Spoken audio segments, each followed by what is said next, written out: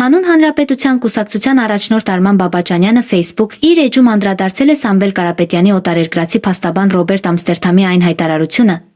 որում նա ասում է, թե Հայաստանին գրոհելու են ամենօրյա ռեժիմով, մինչ Կարապետյանին չազատեն։ Ամստերդամը հայտարարությունն արել է ձեռքը խփելով սեղանին։ Օտարերկրացի փաստաբանի կողմից ներքաղաքական բնույթի հայտարարություն անելն անթույլատրելի է,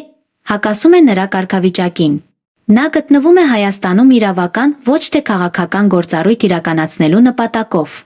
Նման վարքագիծը խախտում է մասնագիտական էթիկան, պետության ինքնիշխանությունը։ Արձագանքը պետք է լինի իրավական փաստաբանների պալատը կարգապահական վարույթի, իսկ ԱԳՆ ու միգրացիոն մարմինները մուտքի արգելքի կամ արտաքսման գործընթացի նախաձեռնմամբ։ Ես ընդհանրապես չեմ քննարկում Սամվել Կարապետյանին մեղսագրվող արարքներին, մեղադրանքին, իրավաչափությունը։ Նրա փաստաբանները, այդ թվում Ամստերդամը, կարող են պետք է խոսեն այդ մասին։ Բայց երբ իրավական մանդատ ունեցող օտարեր երկրի քաղաքացի հանդիսացող փաստաբան քաղաքական հայտարարություններ է անում,